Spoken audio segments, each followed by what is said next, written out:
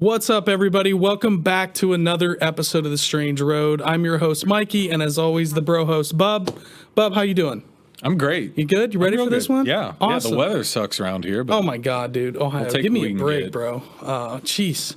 You know, and hey, by the way. It's a good day for a scary movie. Yeah. I mean, if you want to go that route. And to shoot a podcast. Yeah, great day to do a podcast. Yeah. We got double header. Double header today. And also, thank you so much, as always, behind the scenes, the Wizard Stoner and Sir Bro of Diz, Matt Dizbro, making everything sound and make look it smooth, awesome, like butter, and everything super smooth. Helping us out with our virtual guest that's coming in to talk to us tonight. Yeah. And shout out to all the people that have been leaving us reviews on Apple and Spotify.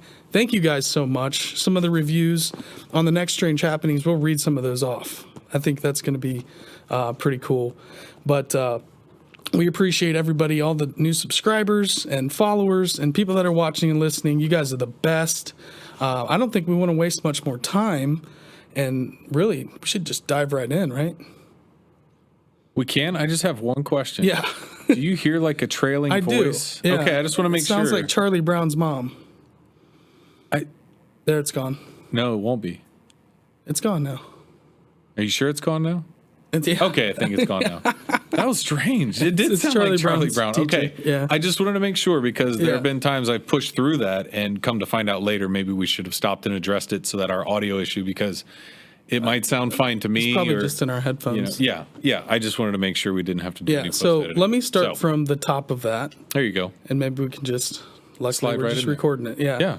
Yeah. And so I don't think we want to waste any more time, Bub. No. I think we should jump right into it. No, post haste. Yeah, I'm going to introduce our guest. Our guest tonight is Mike Cobb.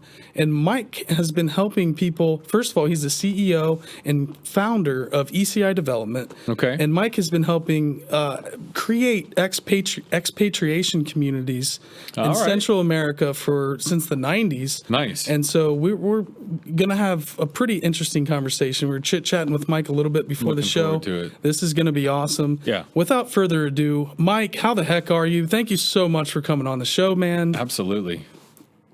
Oh, hey guys, I'm really happy to be here. It's a lot of fun, and kind of getting ready for the program, right? Just kind of talking about how this becomes relevant to your listeners. So I think this really will be a lot of fun. I'm excited. Absolutely, man. Tell us a little bit about yourself. How did you? What's your background? How did you get involved with creating expat communities in Central America and helping people attain residency? You're helping people attain and purchase property and navigating invest. That pathway, yeah. Because you got to think about it. I mean, if you want to just pick up and move to another country, there's a lot of damn loopholes you probably got to go through. Just move it to another and that's state. Where Mike and ECI, I think, come in to kind of help you navigate that process, which, I mean, depending on where this country is heading and where the world's heading. Very relevant topic, right? Go disappear into a tiny home community in Costa Rica. It's another reason this really fits into it with, we cover a lot of strange happenings, a lot of world events, a lot of just political, social stuff in that realm too. And aliens. Or at least I watch it enough. Yeah. And I agree with what you're saying there too. It's a much more relevant topic ever than before for our generation, I would say, right? Yeah. Even the thought. Right. So how did you get involved in all this, Mike? Well, you guys are younger than I am, so but it's relevant for my generation too, by the way. How I got involved, I mean, it was just truly a happenstance. I was in the computer business in the DC area, Northern Virginia, for many years, about 13 years. But back in 1993, a buddy of mine that I'd gone to college with called me up one day. I'm sitting at my desk. It was a Tuesday. I still remember sitting at my desk in this computer company. He goes, "Hey, Cobster, what are you doing this weekend?" I'm like, "I don't know. Why? What's up?" He says, "I'm going to Belize. I got an extra ticket. Do you want to go?" Heck, yes, you do. Absolutely. But now this is pre-Google. This is 93, right? Sure. And I'm sitting there kind of scratching my head. I'm going, Belize. Where's Belize? I have no idea where Belize was. No. So finally I have to fess up. All right. Yeah. Okay. Where are we going again? Where is that? Okay. Yeah. So anyway, so we went to Belize, had a great time. I said, "Man, next time you come back, dude, this is awesome. Just give me a little heads up. I'll come back with you again." And so whatever, a couple months later, he's going back down and he's working. He's a lawyer and he's setting up asset protection trusts for physicians. That's who he did a lot of work for physicians. Anyway, gotcha. So we go back down there. We're looking at real estate. We buy a couple condos. And now I'm going down quite a bit. I'm going down, I don't know, 6-7 times that first year. And the developer who we bought from had a big problem. He didn't know he had a problem. Like that slide right there. We don't know what we don't know. He did not know that there was no mortgage money. So when he went down there with a couple, $3 million, he bought a piece of land, he built the first set of buildings, right? When somebody came along to buy one of his condos, they would go, well, I got, let's say 100, I think we bought ours for like 120,000, right? So we, like somebody would say, well, I got 25,000 I can put down. I need to finance the rest. There was no money. No bank in the U.S. is going to loan you money on a condo in Belize. Right. And the banks in Belize wouldn't lend, foreigners money. Right. And so these developers were all stuck. So they had to basically finance their sales to make them happen, right? Or tell somebody who didn't have the money to hit the sand and they would lose that sale. So my very first business, which we started at the end of 93, early 94, was a mortgage company. Okay. So we started providing mortgages to North Americans who wanted to own property in Belize at the time. And we moved and we did some business in Roatan, Honduras. And so we were, expanding throughout the region. But the thing that really caught my eye, because my business partner, he's a lawyer. He does the deal, the money, that's his side of things. I'm a boots on the ground kind of guy. And so as I was down there walking through these condos and homes and properties to do the inspection of the collateral, what I noticed was that if back then, this is 94, 95 at this point, that if a property was selling for say 350 to 500 and above, like it was a pretty good property. Like people were getting a nice product. But if it was, back then you could buy a condo on the ocean in Belize for $75,000. Right? Dude. I mean, don't you wish you would? Oh my God! Wow. We missed the boat. Wow. So these condos that were like between 75 and say 250, they were okay, but they weren't quite right. And just by what I mean, like you'd walk in and there'd be one outlet in the living room. People would have 2 outlet strips with extension cords plugged into the outlet strips to get power around the whole living room, right? Yeah. Door handles at the wrong height, countertops too high, lights in the bathroom behind, and just on and on and on. Yeah. And so, Joe and I looked at that and we just simply said, you know what? Most of that stuff is free to fix, right? I mean, a couple more outlets cost a little bit of money, but making the door handles the right height, putting the mirrors in the lights in the bathroom, I mean, all that stuff, right? And so that's the genesis of our development company. And we just said, look, we can build a better product for North Americans. We can build a product that's acceptable and familiar to a North American client for about the same money. And that's what we did. In 1996, we officially and formally started a development company. In 98, I left the computer business and moved to Belize for 6 months and just on and on and on. So, and I ended up living in Nicaragua for 14 years as an expat there. So it's been a great ride. It's truly been a great ride. I would say you don't look like you're frowning a lot, Mike. Wow. No? You got the perma spot. Well, you got the muscles for the smile, but that's good. That shows that, you're not stressed out with what you're doing. I mean, you can see how excited you get and how lit up you get just talking about the genesis of it all. And again, we call it the strange road here for a reason. Your path to how you got here wasn't like you went to a course or a seminar and someone said, hey, you can do this. It's some guy you knew that was traveling down there. And then, you had that vision. Saw a need and you filled the need. Yeah. Right. It's put yourself saw a need and filled it. A little bit of luck and some drive and you can you got to work your ass off, but sometimes you just got to be in the right place at the right time, kind of like we were with the streaming and some of the stuff during COVID that we kind of hit that groove and jumped into that space as quickly. And, you got to be able to shift gears. Yeah. And, it's a really unique business model that you have going on. Yeah. Now, was that in Nicaragua? Was that after the Civil War had kind of wrapped up and things were, they had that in the 80s and early 90s, there was quite a thing happening down there. So you were there probably 10 years after that was all wrapped up. Almost exactly 10 years. Yeah. We purchased our property in the year 2000 there, which was 10 years after So from 79 to 89, it was really, a hot civil war. At least from 79 to about 85, it was a pretty hot civil war. Right. From 85 to 90, it wasn't so hot, but it was still very, contentious, right? Mm-hmm. But in 1989, they had elections, and Ortega did some polling and thought he would win, and he didn't. Mrs. Chamorro, Doña Violeta won. And then I would say that a real miracle happened. Like, he actually handed over power to Doña Violeta in 1990. And so from 90 to 2000, the country was really recovering from, a very difficult, horrible civil war. Mm-hmm. And when we bought our property and we started looking in 98, but we purchased it in 2000, right? Yeah, the Civil War had been over for 10 years, which I think in a lot of people's minds wasn't very long. But it's one of those situations where if you wait till things are perfect, well, they're never perfect. Right? Well, but if you wait too far out on the curve, like, youve missed the opportunity. Right. And so we looked at that. We said, look, buying the dip. You're buying the dip. Absolutely. Sure. Absolutely. Sure. And in Nicaragua, had a very bright future. I still believe it has a tremendously bright future. Lots of natural resources. So, we were just able to get in there early and really begin to develop the kind of products that North Americans wanted to have at price points that were just insanely inexpensive. Right? Yeah. That's amazing. Now, that Nicaraguan Civil War, that was the communist Sandinistas versus basically what was then the government that was currently being backed by the U.S. And so you had this, and that's where the Iran-Contra scandal and us trading guns for cocaine and the giant Did thing that really happen? that exploded. and the thing is that, like, lots of wild stuff. So much of that is just now starting to come out. Like, they had all the congressional hearings with Ollie North. Give it 50 years. But nobody ever went to jail. Nothing happened out of it. Reagan was onslaughted by the media for a good year, and it kind of ruined towards the end of his presidency. You know what that just made me think of?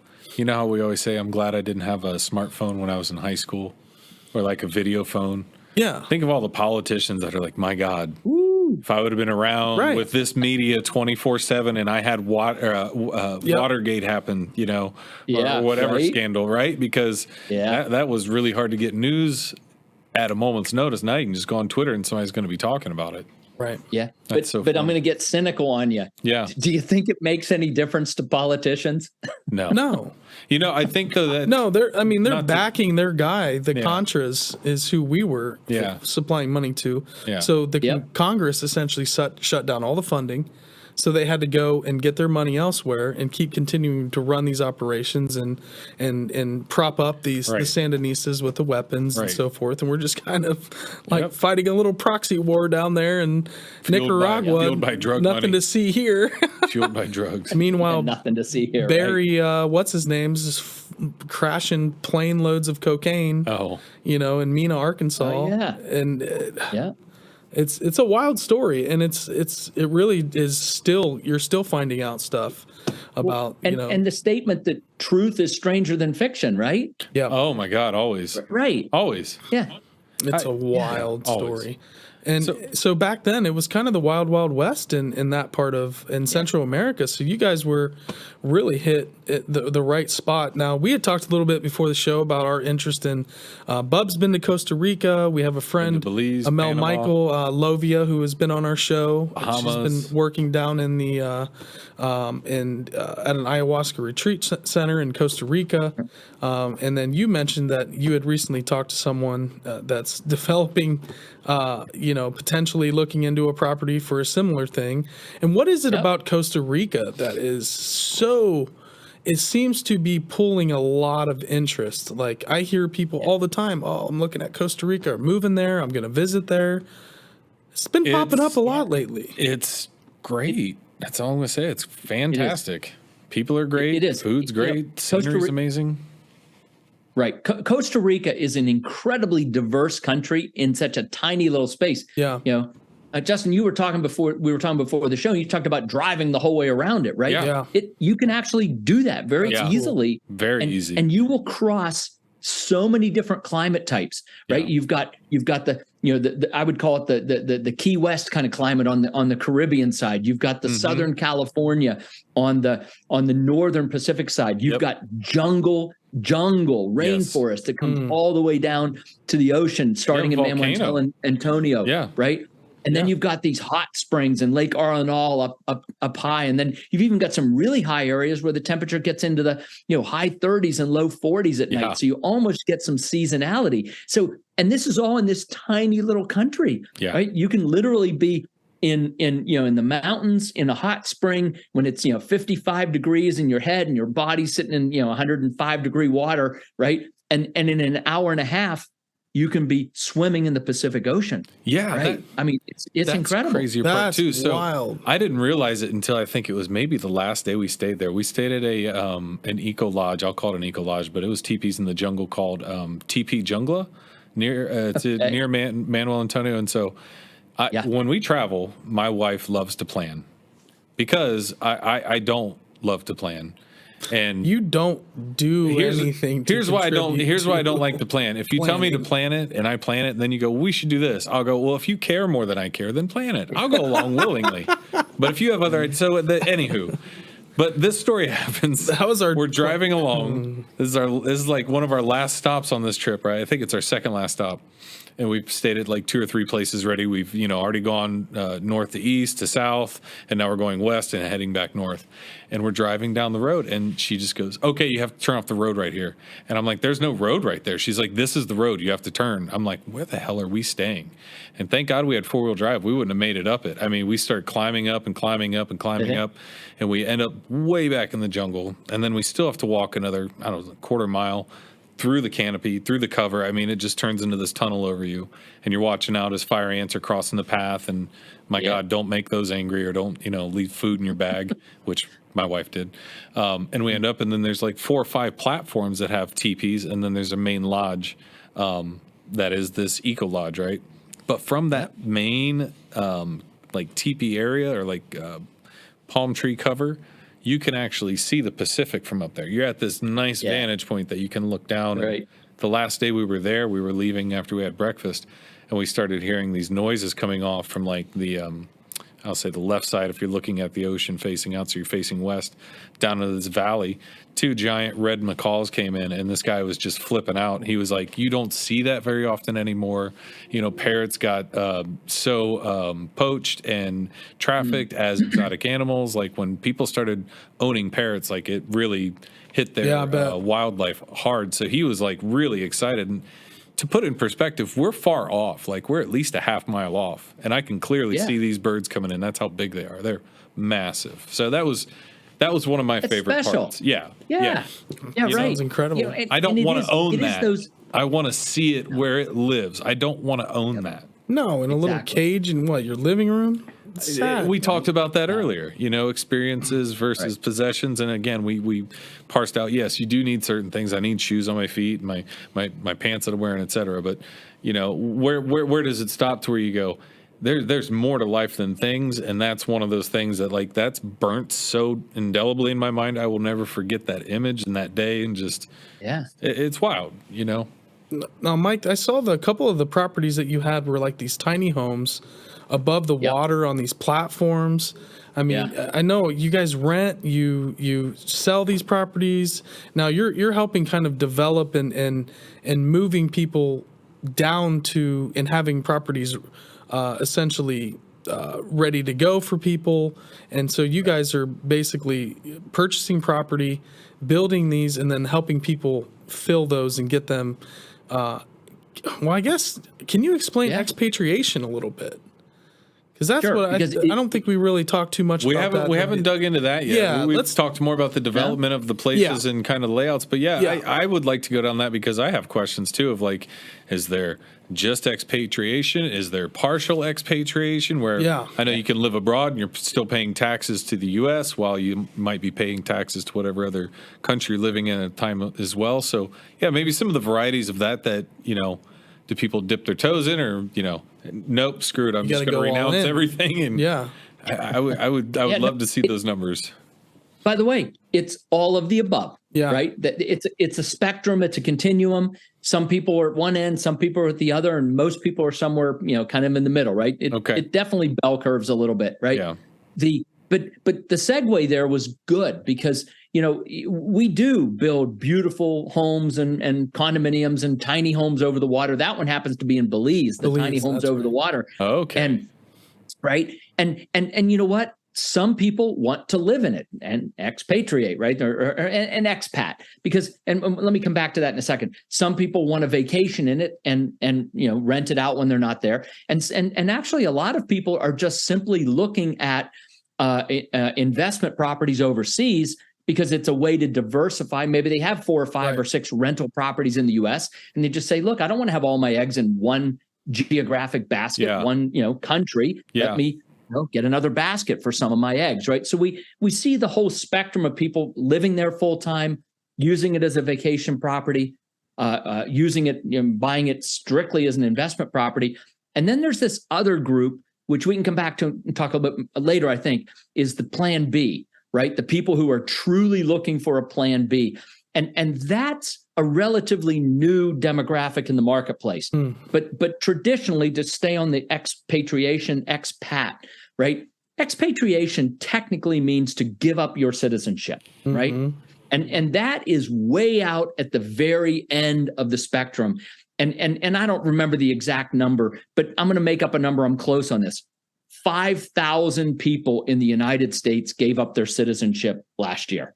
Right. Maybe it's 4,000, maybe it's 6,000. I don't know. The number used to be 2,000-3,000 a year. It was a very tiny number. It went up a little bit. Maybe it doubled. It sounds big. It doubled. It went from 2,500 to 5,000. Right. It's still like almost an negligible number, right? Right. That's true expatriation. However, the term that gets thrown around a lot for people who move overseas is expat, right? Which is kind of short for expatriation. But in truth, most expats like me, I didn't give up my citizenship. I did get a residency in Nicaragua. And I think that's really important to point out that getting a legal residency is critically important. And for a lot of the Plan B people, it's ultimately important because, look, Americans, US, Canadians, we're kind of lulled into this false sense of security, right? We say to ourselves, you know what, I can go down to the airport, I can get on an airplane, I can go to Jamaica. Your wife went to Jamaica, or she's in Jamaica right now, right? So I can go to Jamaica. And like, I don't need a visa. I don't need anything. I just get on an airplane. And when I get to immigration, they say to stamp your passport, welcome to Jamaica. Right. Right. Yeah. And you're there for, your passport's good for 30, 60, 90 days. Right. The problem is that this false sense of security, we don't know what we don't know, right? Lulls people into the, you know what? If I don't know if I can say if stuff hits the fan. Say all you want, buddy. Go for it. Yeah. Okay. Oh, yeah. I don't know. If shit hits the fan, let it fly. Right? All right. Thank you. All right. If shit hits the fan, I'm just going to leave. That's actually a true statement. But hard. As an American, you can fly to 100 countries around the world with no visa and you can leave. The problem is you have to come back. And you stay. Yeah. Right. Right. Like in 60 days, 90 days, your visa is going to run out and they're going to kick you out. Right. So that's not a plan B. Right. Oh. It's right. That's not a plan B. That's just a knee-jerk reaction. Well, if I don't like what's going on, I'm going to leave. Yep. Have at it. Go to the airport, leave. But in 90 days, your ass is coming back because you can't stay there. Right. You don't have a residency. Right. And so, so one of the things that we do a ton of counseling on with folks is how to actually get a residency, a legal residency in a foreign country. And, and a lot of people, many people, Costa Rica, I'll pick on Costa Rica for a minute because, there are 50, 60,000 expats that live in Costa Rica. And up and until COVID, very few of them actually had a legal residency because what they would do is every 90 days, they would drive up to Nicaragua, go spend the weekend in Granada, right? Or go down to Panama and, do some shopping in David at the mall, right?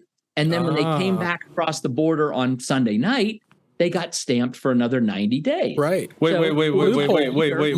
That's a loophole you can use? Yeah. Well, hang on, bud. Yes, it is. Yes, it is. Because you're going to another country, you're stamping your passport I would have over thought Nicaragua. I guess. And you come back, and you get stamped again for another 90 days. But it's really funny, though, because days. when you travel and you land there, they're like, what's your business? If I went to Jamaica or if I went to wherever, or Costa Rica, they'd say, "What's your business here? And where are you going to go? And what are you going to do?" Yeah. So like, I guess Wink, wink, nod, nod. I'm on vacation.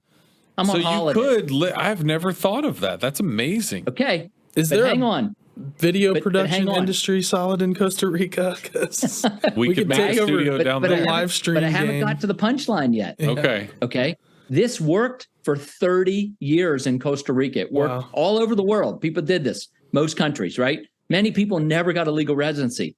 And then all of a sudden, COVID happened. And all the airplanes stopped flying. And all the borders shut down. So now you're sitting in Costa Rica and your 90 days is up and you can't cross a border. You are now an illegal immigrant in a foreign country. Question.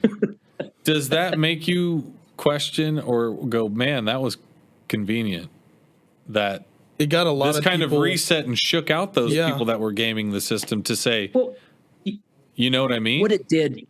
Yeah. And what it really did. Look, I don't know that there, I mean, if there was intent to COVID, I don't think it was to bust. No, but it's wild how it did have that effect as well. But it did. It did. Something and so that for a lot of these didn't people, have an effect. Yeah. Right. A lot of these people ended up getting real residencies. And so that's what we saw happen. And so what we call the informal program, the border runs, right? That's an informal program, right? You go out, you get back in, you go out, you back in. It worked for forever. But the COVID and the shutdowns, the border lockdowns, the airplanes not flying and stuff like that, that really showed the weakness of the informal program. Right? People still do it. Don't get me wrong. I mean, look, nobody got thrown in jail in Costa Rica or anywhere else. I mean, most of these countries were benevolent. Yeah. They were benevolent. Oh, we understand you're stuck here, whatever, right? But you know what? As a plan B, look, if it's just whatever, who cares? It's loose, who cares? But if it's truly your plan B, do you really want to count on the benevolence of a government bureaucrat? God, no. Right. I don't. Right. Especially in an emerging country or an emerging region where it's a tough situation too, where new things are happening left Central America, things are a little shaky, you're a foreign citizen in Central America. Right? And all of a sudden you're an illegal immigrant, right? Yeah. I mean, no. So anyway, we've done a lot of counseling for the last, 30, almost 30 years, 29 years on being legal, staying legal, getting the right residencies so that you have the legal right to live in a country. Look, again, we help people own properties in another country. If you can't go stay at your property for more than 30 or 60 or 90 days, maybe that's okay. Maybe it's just a vacation property and you don't care. But if you ever really want to use it, then you need a legal residency. And some of them take, up to a year to process, right? Yeah, right. So we're big advocates of, look, just get in the process, get your legal residency. Now you've got a residency card that allows you to live in a foreign country. And as a plan B, that's powerful, right? I mean, and it's not like they have dual citizenship or anything. Cool. It's just you have legal residence. What's the difference between citizen? Okay, cool. Right. This is my Nicaraguan green card. It's yellow, but right? This is the equivalent of a green card in the United States. It says I am allowed to live in Nicaragua for as long as I want. That's cool, man. So you've been accepted to the group. Like, yep. He did it legit. Cool. He did it the right way. Yeah. He's not down there hopping borders and shit. How long did you do that for, Mike? Be honest. Did about you do a year. that? Yeah, about a year. Yeah, dude. Because like I said, the residency took a while to get can take up to a year. Yeah. Right. So you've got to do the border run. Dude, right. How did you settle on Nicaragua? What brought you to Nicaragua? All right. So you guys are going to love this. I mean, I people cannot believe I say this, but I don't care. I just say what I say. So I I hope you heard me say that I moved to Belize with my wife in 1998, and we lived there for 6 months. It was 5.5 months too long. Oh, wow. Okay. The only thing I can really say, people ask me, what? And then we moved to Nicaragua for what we thought would be 2, maybe 3 years to get our Grand Pacifica project. We moved in 2002. We kept our house, the house right behind me here in West Virginia, because we thought we were moving for just, whatever, a couple years, right? Anyway, about 3 years into it, Carol and I went out to dinner. We took our 2-year-old daughter with us. We'd had another little daughter when we got down there. And so now we have 2 young daughters. Carol and I go out to dinner one night and we say, you know what? We're going to take a piece of paper and we're going to write down all the reasons to stay in Nicaragua and all the reasons to go back to the U.S. Great And method. at the end of the evening, didn't even get to the end of the evening. I mean, it was so obvious. We just started listing reasons to stay. We ended up staying in Nicaragua for 14 years because we loved it. That's amazing. And the only, I mean, you guys were singing James Brown when I popped in earlier, but so I'm going to use them. Yes, I heard you. I feel good. The listeners would like to hear you too. I feel good. So I'm going to use a music analogy. Perfect. Belize is Jimmy Buffett music. Oh, nice. Nicaragua is country music. Okay. I'm a country music guy. I'm really a classic rock guy. Yeah. But between Jimmy Buffett and country music, I'm definitely a country music. I am not a Jimmy Buffett music person. And I don't know how to describe the difference between the two countries. There are so many people who love Belize, come to Belize and move there. I mean, they expat there. They become residents and they live there for years and decades and they love it. John McAfee was living down there. That's McAfee. McAfee, sorry. Yeah. He had all the McAfee, the issues with his neighbor and his neighbor's dog and went on the run. That documentary on Netflix is wild, dude. He might have more information on that just living down there. That guy was out there. Let me just tell you. He did a lot. He was doing a lot of drugs. I can't remember where we Partying. stayed in Belize when we stayed in the jungle at the Airbnb we stayed at. But I just remember driving down the road and we had a rental car. Yeah. That didn't have a speedometer that worked. And I just thought, okay, I wasn't making any assumptions. I figured he didn't give me a car with a speedometer because it doesn't matter. I'm never going to need to go that fast. But we went down those roads and we're going over the dirt roads with the potholes and the big boulders and rocks. Yep. I mean, it's like I saw somebody take a Prius past me. Driving over that. I was in an SUV. And then I just realized, like, oh, they're just so used to it. I mean, they would drive at 30, 40 miles an hour because you're just floating over it instead of if you're going slow, you kind of hit every pothole. But we went from there to Dangriga and then took a boat out and, stayed on Tobacco Key. Tobacco Key. I think I talked to you about that. It's a 5-acre island, about 50 minutes by boat ride to get to. Yeah. And that was one of the moments. Open ocean in a small boat. That was one of the moments where after we did it, because we went out in inclement weather, and I mean, I was like, okay, this is as close as I am going to be aware that I might pass away. Like if we go down here, I'm not that strong a swimmer, but it's just wild to think. I think the one guy that ran that place now, he lived out there for like 20, 30 years. Is Belize still wild? Yeah. Is it still a pretty wild place? There are some wild places. I mean, certain areas, Dangriga, it's a small town. I mean, you've got places like Tobacco Key that are, really still kind of wild, right? I mean, you're way off the coast on a tiny little island. It's very remote. Yeah. And it's like Gilligan's Island. I mean, people they march to the tune of their own tune down there, the beat of their own drum, if you will. On that island, though, the people are very independent. I hear, and it's just like there was a couple there from New York that he was a French chef, and his wife or girlfriend was a fantastic cocktail mixing bartender extraordinaire. So we would go down there at night, because we had dinner included at wherever we stayed. It was usually fish or something like that. You could go eat there as well. And it was like you had a New York style restaurant. You said it was very inexpensive. That part, I mean, still comparatively, for a drink. I mean, a cocktail is like $12, $13 for a nice martini or something, which, here in Columbus, you're going to pay that. You're on a 5-acre island where you don't see anything but ocean surrounding you everywhere. It's just waves crashing. And you're on that... you're kind of on the reef. You're on the reef. So on the other side of that drops off to extreme deep ocean. Mm-hmm. Like not like the beach goes down, it goes down. Right. If you go out a mile, it's a mile deep. It's that kind of a cliff. Right. Right. Unreal. Yeah. So we were out Which there in a makes the storm diving that was coming over the reef into us when we were coming out. And that's what I'm saying. It blew the door open one night. The winds were so strong, it just blew the door open on our little hut. It was crazy. Yeah. You could walk end to end in about 3.5 minutes, 5 minutes maybe. I mean, it was incredible. But see? Another great experience to keep, right here. Oh, it was worthwhile. Yeah. So in Dan Griga, though, you said to go back to your Jimmy Buffett comment, is it Garifuna or Garifuna? Garifuna. Garifuna. Yep. Okay, that's kind of like the Rastafarian equivalent in Belize. Yeah, kind of culturally. Much. Exactly. Okay.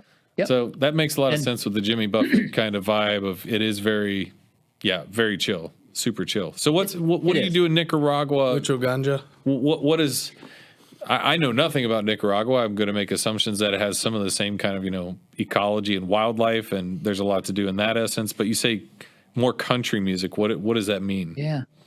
Well, Nicaragua is the largest country in Central America, and so it's got coastline on the Caribbean and the Pacific. And so if you go to the Caribbean side, in fact, one of our favorite, by the way, I'm in Belize. I have been in Belize literally 1 week a month for 30 years. And I love Belize for the first week, right? Yeah. I like it for the second week. And by the third week, I'm like, I got to get out of here. Yeah. Right. So it's not that I don't like Belize. I love Belize. It's just, I need it in small doses. Right. Mm-hmm. Sure. So on the Caribbean side of Nicaragua, here's a gem for your listeners. Let me just tell you, Little Corn Island is truly like Tobacco Key. It's a similar experience. You have to fly from Managua out to Big Corn Island. Then you get in this little panga, which is that, I call it, a bass boat, right? In the ocean. Yeah. Right. So a panga, 20-foot about boat. 8-10 miles across open ocean to Little Corn Island, not a car, nothing. I mean, there's like 8 or 10 resorts, a few little restaurants, and it's kind of like, Gilligan's Island, right? Our family vacationed there almost every year, some years twice a year when we lived in Nicaragua.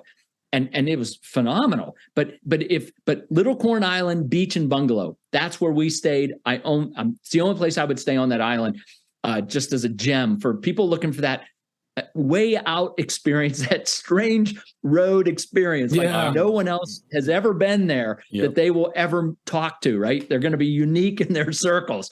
Little Corn Island, that is the spot. I will remember that one for sure. But if you go to the Pacific side, you actually get very similar climate to Southern California, cactus and palm trees. Interesting, right? It's ranching country, and so it's still you still see people. Oh, Nicaraguan cowboys. I was going to say on horseback. That's huge. Driving cattle, down the road, across the road. Isn't right? that something? It's old. It's California Old West. It might be California 100 years ago kind of feel, right? And the thing is Argentina has that same kind of vibe and culture too on that side. Yes. It's the Argentinian cowboys. And I didn't know Nicaragua. I learned something totally new. That's awesome. That Nicaragua had that. Yep. And it's weird because it's literally a line that you can draw all the way down where it's that ranching cowboy lifestyle. I'm just amazed to find that the climate is that similar to Southern California, but it's just the other side of the equator, or more near the equator. You know what? There's a mountain range. What it really is there's a mountain range that kind of comes right down the middle of Nicaragua. It runs kind of right down the middle of U.S., Mexico. I mean, Canada, it's the Rockies, the Sierra Nevada down there as well. But all the rain is on the east side, which is why you get that tropical kind of Caribbean feel. Right. And all the rain falls out when it hits the mountains. And so by the time you get across the mountains to the western side of Nicaragua, northern Costa Rica, right, even El Salvador, what you've got is this very dry climate. So it's fascinating that just 100 miles away, you can actually be in a rainforest, and the other 100 miles, you're in a semi-arid tropical forest, a dry deciduous tropical forest. It's a very unique geography that has unique species of plants and animals, and it sounds so great. It's fascinating. Yeah. Interesting. Yeah, I would lose my mind on just looking at different. I mean, hiking, walking, because here we really don't understand, especially here in Columbus, right? I can see a rabbit running down the street or a possum or something.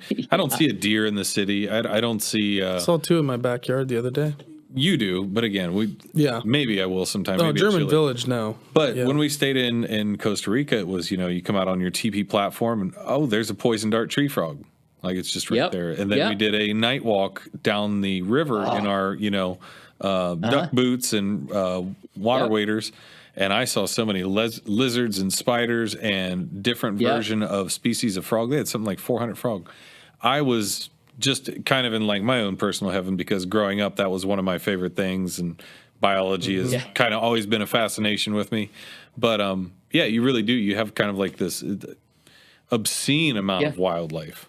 You do. And by the way, you hit on a very important point that I don't think a lot of people do, and that is to take the night tour. Take the night wildlife tour. Oh my goodness. Yeah. Oh my goodness. Life-changing. Yeah. Yeah. Yep. We were like, is this going to be, because it's pitch black. I mean, there's no city lights. There's no night exposure without that flashlight.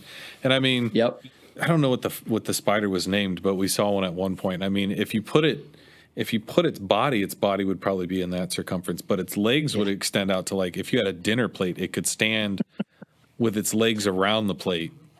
And it was just, those are terrifying to see. You sent me some photos from Belize and Costa Rica.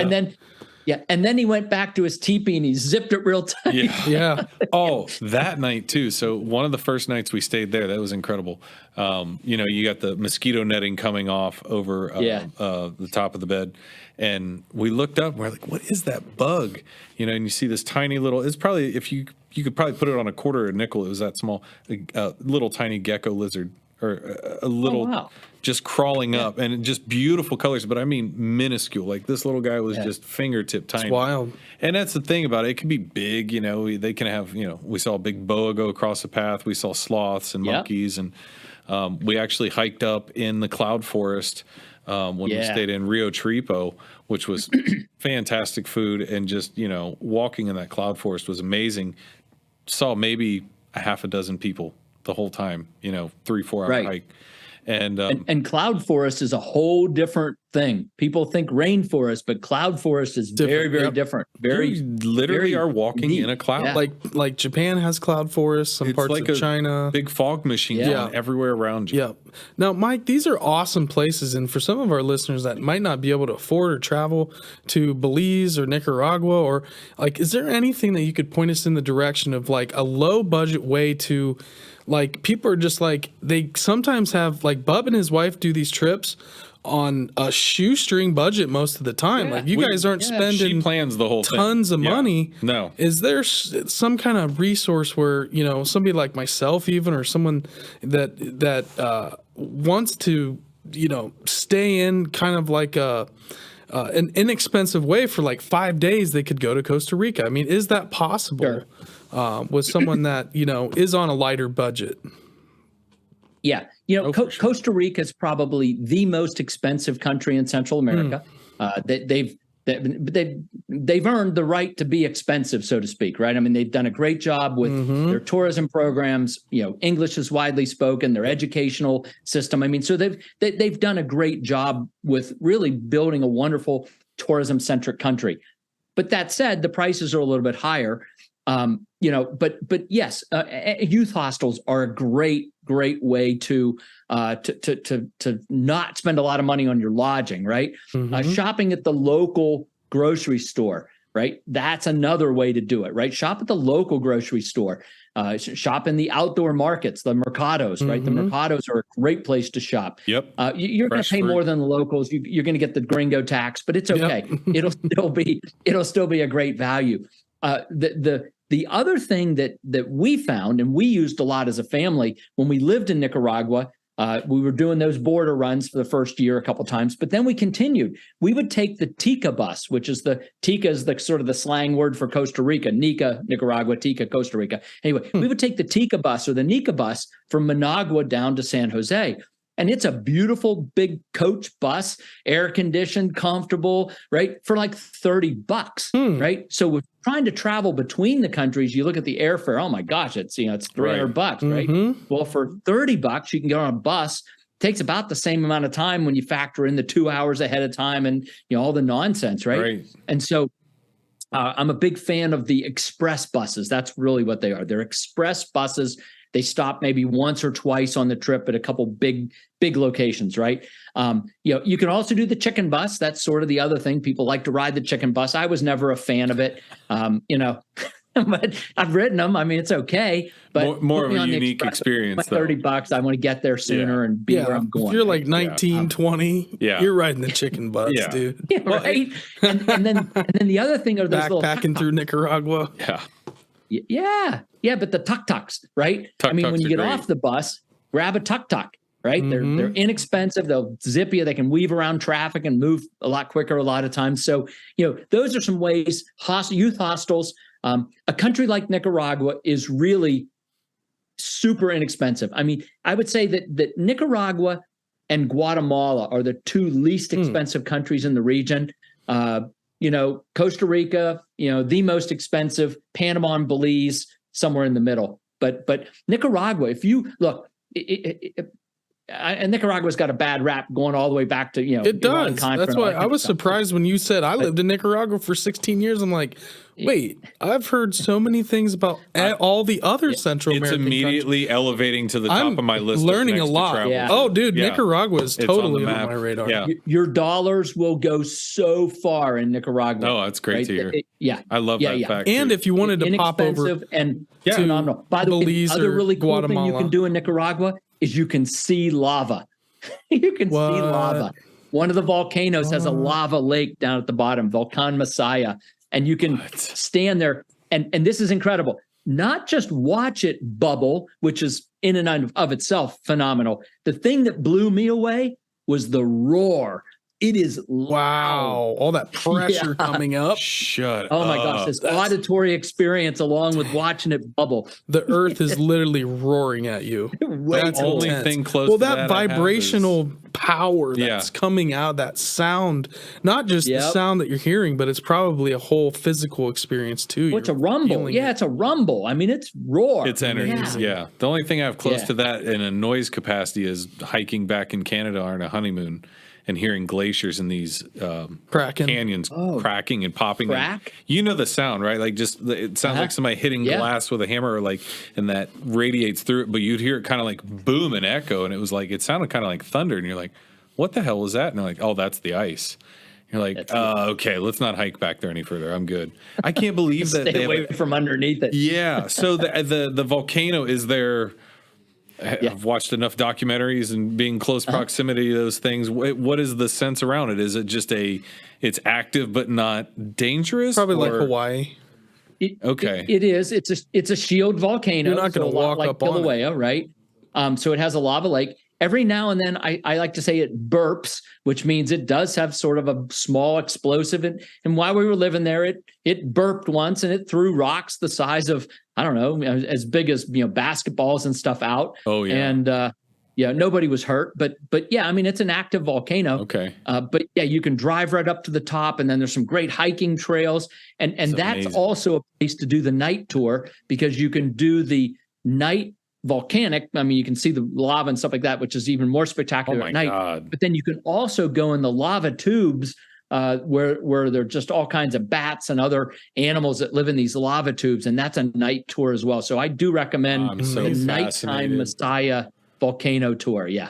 So when you say inexpensive, super inexpensive, I was going to say Thailand, and I've been to Cambodia, and that is getting your flight, right, Mike? You're getting your flight is probably going to be not that much. Really? I don't know. It's not that far away. We just booked a trip to Florida and spent like $1,800 on 3 plane tickets. With the climate now, what's happened? Delta is charging $30 a bag, $40 for the second. I haven't flown. If you got I never have a bag. I mean, we're talking like $500 in gear baggage fees that we're going to pay for Delta alone. After the one way was $600, the way home was $600. This recently when you Yes. went? Okay, here's one thing. When we travel, I have insane, a backpack, bro. And I have a carry-on. Well, this is for gigs. No, I'm just saying. But for a flight or something like that, when traveling, you're not okay. You can do it one of two ways. You can bring the kitchen sink, or you can realize while you're on that trip, 90% of the time you're going to wear the same stuff. You don't know anyone there. You're not there to impress anyone. Right. This is the way we always You're look at gonna it. That's impress. why we say it's And we go you're on never going to trips. see any of those people again. Right. So- Yeah. We go on trips. We don't go on vacations. I haven't been on a vacation since I got married. You're not bringing like We a go on trips. bunch It's of dress hard. clothes and a It's suit work. and, you know. Yeah. Well, you're going on a trip. You're not going on vacations I don't when you go go on to vacation. a resort in the Yes. Yucatan and you sit on a beach. My and, wife is on vacation right now. Yeah. I haven't gone on and one you in a long time. smoke herb all day and drink all day and maybe learn how to sail a catamaran. But I want to get down to bay. the price point because even Costa Rica, I forget what, we didn't eat out that much, or if we did, we ate at a local, food stand or something like that. We're like, man, you smell what they're making? That smells great. Let's go eat there. There's a lot of people there. Yep. That's kind of the common metrics. You see a lot of people, that's probably a good spot to go eat. Yep. Good hangout. Exactly. And going to the local Serious. spots, like in the local spots in Jamaica, when we went to Jamaica, we'd go into Negril and just get this most ridiculous meal. I mean, I had a lobster. I'd never seen a lobster so damn big. And it's just this dude that was the fish boat captain and the chef. Oh, yeah. He's the All in same one. guy. Yeah. And then he's like, $20 and I'll give you all this. And it's like, for both of us? Yeah. $20. He's Bubba Yeah. and he's Gump. Okay, Shrimp. and that's what you're talking about is when you get into these areas, people have to realize don't get caught in those, like especially like if you go on a cruise or anything like that, Well, tourist they're going to trap. bring you to the dock essentially, Yeah. and then Yep. you're going to have your Jimmy Buffett restaurant and your tourist trap and all Hard that. Rock Cafe. You got to get out into the local scene, But and that's people where get people afraid of that. They get freaked out, but as long Yeah. as you just carry yourself like you belong. And you look people in the eye, and you're not going to get caught up in a favela. You don't want to be in that know situation. what you're doing. You have to have a little couth about traveling. You got to know where you're Right. going. The thing is you things got to like get that. in contact with a local early. Our driver in Jamaica, we booked him one time. Tall man, he was the man. He let us know when we could spark up the J on the highway, when all the checkpoints and cars were done. Oh man! It brought us to places that we'd never heard of. Brought us up to Mayfield Falls. We did a whole barefoot tour through the spring water, mountain spring and waterfall up there. Took us to the local bar to get local food. He knew all the people. Yeah. Hooked us up with the best guide. He became your kind and of it tour was guide. nothing. Yeah. It was so cheap to hire him, and then he booked all the tours. And so we were able to get in these back country areas and feel safe because Tall Man was our guy. Well, you got to think of it. And when I went to I tried to go to the that's bathroom the, at the gas station and get a Gatorade. He's like, "Hey man, what you doing?" No, you're not going anywhere. Get your ass in the car, basically. Because he's like, "This is where I'm telling you, you're not going to get out of the car. There's a bathroom up here I'm going to take you to." He's looking out for us. Because if I would have walked into that gas station, I probably would have got mugged or something. So you got to find a local person that kind of Don't be an idiot. yeah. You get caught up in the smart. touristy trap when people go, They're everywhere. So, Mike, if you wanted to kind of get into a little bit about some of the laws, we have this slide up, and I just thought it was kind of interesting to go through some of this because, like I said, would there ever be a time where I would consider moving out of the United States? Absolutely. My wife would tomorrow would move. She's crazy. She would totally drop everything and move somewhere right now if we could. If we didn't have the company and all this happening right now. Yeah. There's just some things I think, to educate us a little bit on some of the pitfalls with the process like that. Yeah. Well, the slide you had up before that, we don't know what we don't know, right? That's a pretty, and yeah, we don't know what we don't know. Right. And so we've produced this consumer resource guide, which your listeners are going to be able to grab a copy of. And I highly recommend it. If you're thinking about owning property overseas, this is a great resource because this is one element. We don't know what we don't know. And the other axiom is we also have to forget what we think we know. Yep. Right. These two things are similar. They're different, right? We have to forget what we think we know. These are assumptions. Like we're bringing assumptions with us. Oh, we just assume that this is how it is. Well, if you go to the next slide, right, it's not, right? Because in the United States, we live in a world of consumer protection laws. We live in a nanny state. We live in a bubble, right? Yes, we do. It is seller beware. The United States is seller beware, right? Lemon laws, extended warranty. I mean, all that kind of stuff. When you go overseas, you're moving into buyer beware. Yep. And the problem, in fact, the next slide is just a list of the consumer advocacy groups and laws and regulating agencies, right? That put us in this bubble, right? And it's like this, and it works here. I mean, it works in the US, right? Or Canada and, Australia and Europe, because we're in this bubble and it's seller beware. But when we get outside the bubble, we do not know how to think in a buyer beware environment. We don't know the right questions to ask. We're just kind of I hate to call it sheep to the slaughter, but we're kind of like sheep to the slaughter, right? And look, there aren't very many wolves out there. There aren't really that many bad guys out there, right? So most sheep that kind of go through this process end up okay on the other side, right? But most North Americans are fairly easy pickings for the con artists, for the wolves, because we just simply don't know how to act in a buyer beware environment. And so one of the things that we've done and we continue to do is just try to help people begin to change how they think. Just change how you think, right? And this consumer resource guide and some of the examples, in fact, I think we have an example coming up, right? We forget what you think, this is the assumptions, right? Okay. Yeah. Okay. We would assume that if we buy a property, that there's hot and cold water in the bathrooms, right? We would just make that assumption coming out of North America. Of course, my shower has hot water, right? Of course. But maybe it does, maybe it doesn't. In fact, many properties that are for sale in Latin America don't have any hot water because, it's generally hot there. And you take your shower at 2:00 in the afternoon. Who cares if the water's room temperature? You're happy to have a kind of a nice shower, right? Yeah, you're going to dry off real quick.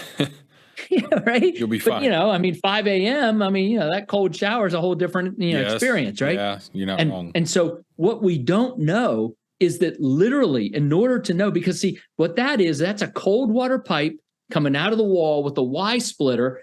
Because if you look on the top of that sink, there are two faucets, one hot, one cold, except they're actually both cold, right? And so as a North American, would we really think to get down on our hands and knees and look under the sink? Never would have. No, right? We don't know what we don't know, right? And not that there's anything malicious in that, right? There's no malicious intent, but if you're going to buy a condo for a couple $300,000, gosh, I want to know that it has hot water. So the consumer resource guide really helps us start to look at things like this, think a little differently, ask different questions, and when we do that, we become smarter, better consumers in the world of buyer beware. Yeah. That's really the emphasis on that, right? Just get smarter, but we have resources to help you get smarter quicker, right? And by the way, those two things, we don't know what we don't know, and we have to forget what we think we know.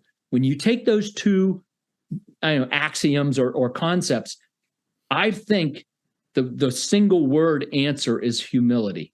Both of you guys talked about that a minute ago when you were talking about how to travel, right? You were talking about, finding somebody who can be your guide, right? Yeah. You were talking about understanding the local culture, right? Those are elements of humility. And when we approach a foreign culture, whether it's for a vacation, a trip, no vacation, trip. I like the distinction, by the way. That's great. Whether we're taking a trip, whether we're buying a piece of property, whatever, right? Humility will be the single most valuable tool we have as a consumer, because if we're humble, we're not going to make assumptions. We're going to ask questions. We're going to ask really stupid questions, except they're not stupid. They're not stupid. Right. And we're going to be listening more, talking less. And when we do that, we really can look out for ourselves much better. And so we have 15 critical questions. They really break down into 3 principles. Buy what you see.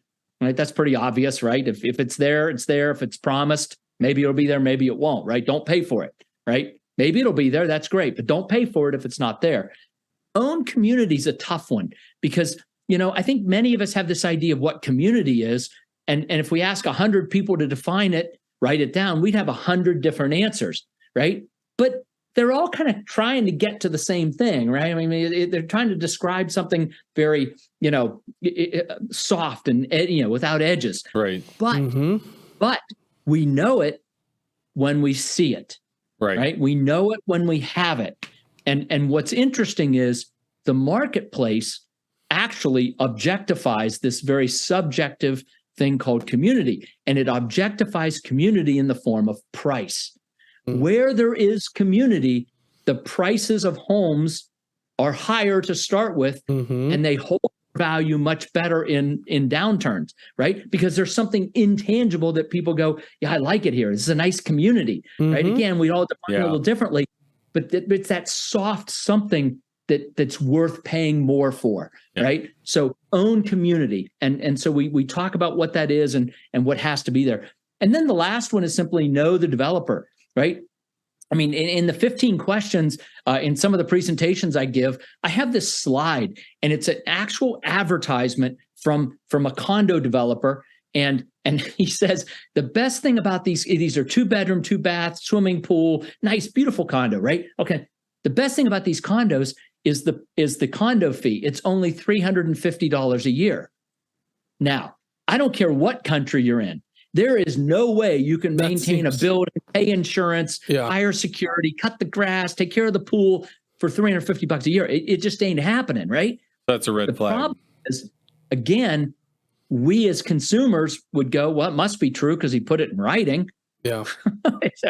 It's not true. Yeah. Right. It's just simply not true, right? Yeah. And so knowing the developer, asking to see copies of financials. I mean, these are, again, the kinds of simple things. When a developer says they're gonna build a clubhouse, that's great. I mean, and they maybe describe a building that's going to cost $500,000. Great, no problem. Show me last month's bank statement where you got $500,000 sitting there to build this clubhouse you're going to build, right? Again, in the US, we would never ask that question. We might feel uncomfortable, but overseas, we have to ask that question because we are the only people who get to ask it. There's no regulatory body forcing that answer, right? So anyway, you got to do a lot of the groundwork yourself, whereas we have systems here in place to protect you, to kind of get ahead of some of the pitfalls, and that's why we've been, obviously building those laws. And I mean, I think there's too many damn laws in the United States, but I agree. Some business laws are great. A lot of times you can lift regulations.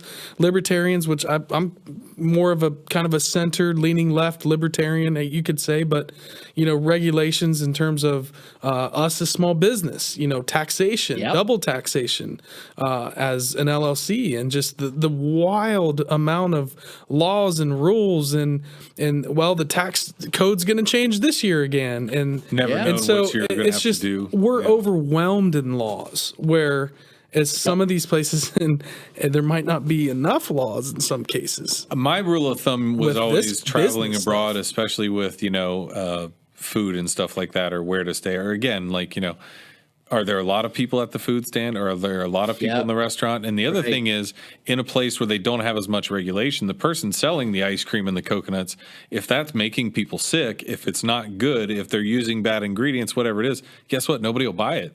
It fleshes itself out, so you have to have a good product. And for the most part, it's cut and copy. Everybody's doing kind of similar things. So it's not like everybody's reinventing the wheel. It's just, it's not McDonald's everywhere. It's just a bunch of different carts and vendors, but it's fantastic. But it is different. The marketplace will weed out the people who are selling bad food. Bingo. It will. That's why I think, in a real, true free market economy, if you're selling a better product than the guy down the road, your business is going to do better. Exactly. The problem is crony capitalism, where you have out of control overseas, across seas bankers that are controlling the hedge funds and controlling the interest in Apple and Google, and you have big tech controlling all of this data and using it against us. And that's where you start to create these monopolies that you can't break up. But when you have like a true free open economy, that's competition. That works. Then you don't have these unbelievable huge CEO salary bonuses that people are getting. Some of these guys are running these companies into the ground. They're not just losing money, they're going bankrupt, and then the dude gets like $250 million in a bonus. It's crazy. That is crony capitalism, dude. People want to say, "Oh, capitalism doesn't work." And And there are faults with capitalism, 100%. But what is the alternative? There's fault with any game that's rigged. And it's just a rigged game, dude. That I think is the overarching concept. You could replace capitalism government's with been communism, taken with over socialism, by with whatever. And if it's a perverted offshore banking cartels. and behind the scenes, dealt with differently, it just doesn't work. And that's why we have the issues that we have, because usually people get to be powerful and can't. And it sounds themselves. crazy, but a country like Nicaragua, I find to be freer than the U.S. in many ways, because it's smaller. It's smaller. It's less regulated. There really isn't the kind of crony capitalism, pervasive the way it is in the larger industrialized countries. And living there, it was interesting. I tell one story. Where I had 2 daughters, right? So raising the daughters, and like we would literally go jump off of cliffs at this one canyon, right? Jump into the water and have a great time. Fantastic. So then we were up in the U.S. at this amusement park, and Carol and my wife and I think the younger daughter went off to the bathroom, and so whatever, my 8 or 9-year-old daughter climbs up on this rock. I mean, it's only about this high, right by the ladies' bathroom, and I'm standing there. And I see a security guard, marching right over. God. I know what's going to happen. He's going to tell her to get off the rock, right? So I go, honey, hop off the rock. And she looks at me, why, Daddy? I mean, she's climbed rocks her whole life, right? Kids don't get that stuff. You're not allowed to climb rocks in America. Yeah, that's my kids don't understand. Like when COVID happened and you brought them to their playground and there's caution tape around their playground. In every park that we go to, and you see a 4-year-old, a 4 or 3 or 2-year-old, 2.5-year-old, and 5-year-old at that time going, this does not compute with my little brain. Why would this be shut down because of some virus or whatever's going on? What does the playground, my playground, have to do with any of this? They filled in skate parks with sand in California. And they took measures literally clamp down liberties more than they ever have before. Somebody got arrested, and I feel like Australia or New Zealand for going surfing. Australia was nuts. They went around no one, and they in. got arrested. They weren't around anyone. I was going to say God, what was it? The weird thing that you just said. You can't climb rocks. Oh, we were in Switzerland. We were going canyoning, which is jumping off cliffs and rappelling and shooting down rapids. And we're going with this group of Australian guys. And I didn't think about it, I think, until I got back to the U.S. And somebody said, did you find it funny that they didn't care that we didn't sign a waiver that we might get hurt or die or we might sue them? All they cared was, did you pay your fee? Yeah. Did you pay us? All right, great. You're on the tour. Let's go. Right. Suing people is an American thing. Yeah. I went to the doctor the other day, and I'm checking in for just a checkup, right? And the nurse at the check-in station, or the administrator, she says to me, she goes, here's a form. I said, okay, whatever. She says, it's your consent to be treated. I'm like, I'm standing here at the doctor's office. Of course I want to be treated. What more and she rolled her eyes do you and we need? laughed about it. But like, really? Absolutely. Well, you said it earlier too, and I kind of. So basically, we're moving operations to Nicaragua. Is what we're saying here. Everybody in the U.S. is bubble wrapped. We are bubble wrapped from everything. Like. Just not exposed to how to deal with the world, how to interact with life. Like, it's just everything's taken care of for you, or right. And the danger. Look, the danger is that we leave our bubble wrap and we go someplace new, and we don't really consciously think to ourselves, "Oh, I just shed my bubble wrap." Right. Like, and that's really what this consumer resource guide does. Yeah. It helps us consciously understand that when we go outside of North America, we are shedding our bubble wrap. And it's not that we shouldn't do it. It's just that we have to do it differently. Right. That's all. Well, you're just kind of deprogramming yourself too. Well, and becoming aware. And there's so many programs that we have built up that we're just so used to. Yeah. Like when I was a kid, I was very rebellious, because the world was trying to program me, and I was rebelling against teachers, the principal, my parents, any adult for that matter that looked at me the wrong way, where I just did not respect, because, the intelligence level of the person I was dealing with, I didn't feel was, above board. So I would tend to take advantage of situations and push back. a ton because the whole the society is trying to get you to think a certain way. Some people just are not meant to fit into that box. So I think about it all the time. I'm like, is there a freer place to be? Is there a place where you don't have to, push back against whether it's these cultural swings to the left and the right and the arguing, battling. And it's hey, you go to Nicaragua or something, you contribute to your local government. Maybe you're part of the community. You have a mayor. Pay your property taxes. Yep. Right. Yep. You go take your weekend trips where you go cliff diving into the waters. You go on hikes. You go in the jungle. You do night walks. You go to the volcano. You eat great food from local fresh produce farmers at the Marcadas. Did I mention we're a live streaming company? We could run this company from just about anywhere. I'm telling you because I totally we're understand going to what Nicaragua, Mike. I've never had better fresh fruit than in Costa Rica either. Hey, actually, I wanted to ask you. It's picked ready to eat off the vine. The guy that ran Rio Chiripa was from Northern California, and he looked just like Tommy Chong. His name was Dave, and he was great. And we would sit and have coffee in the mornings because he just didn't get a lot of conversation because we were the only ones staying there out of 10 rooms. So it's him and his wife, who's Costa Rican. And so my wife would go hit the pool or go, hike and look for stuff and whatever. And we were sitting there. And it's just amazing at that pineapple in the morning. But, he said people here freak out when it doesn't rain every day, when it doesn't rain every couple of hours because they're so used to it. It's like living in a produce section. Everything's lush. All the flowers are just beautiful nonstop. Everything's gorgeous. Yep. And you want the rain. You want to get hit with 10, 15 minutes of rain because it cools you off. And then you dry off and you're like, all right, cool. I made the afternoon bearable. I wanted to ask you, Mike, is there still a big giant foothold in American companies like the United Fruit Company? I know there was huge corporations and interests back in the day that had a big foothold in Central America and kind of, we helped sway governments to kind of get what we wanted and cheaper sugar cane, less expensive bananas. Are there still those big corporations down there kind of controlling and running shit?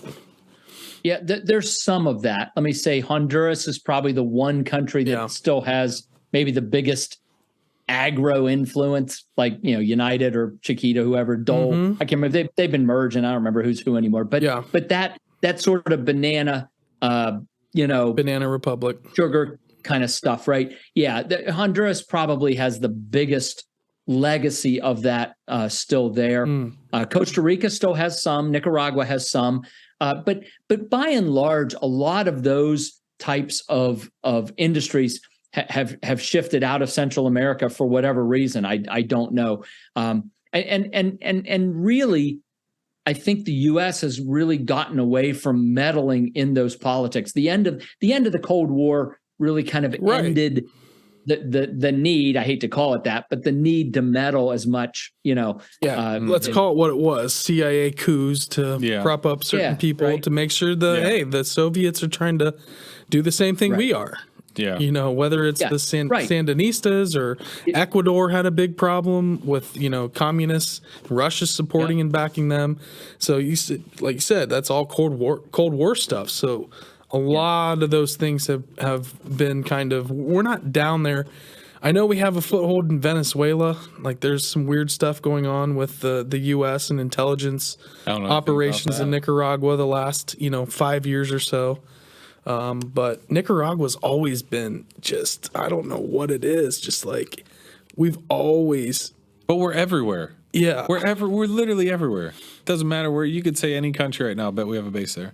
Yeah. Guatemala, we're always the most obscure too. Tunisia or something, like we're everywhere. But why is it, Mike? Why is it we have such an interest in Central America, the United States? I mean, I think because it's close, right? Yeah, resources. It's literally next door, right? Yeah, it's right there. And again, through the Cold War period, there was a real need, I guess. I mean, just I don't know that I would view it that way, but certainly the CIA and others saw the need to block communism every which way they possibly could. Well, it happened in Africa too. Angola was another example of where there was, sort of a proxy war being fought between Russia and the United States, Nicaragua, another. So there's other places. But again, I think that, that element of the time frame has passed, right? It really, and how I view it. So when I go to Nicaragua, I'm a guest in that country. Right.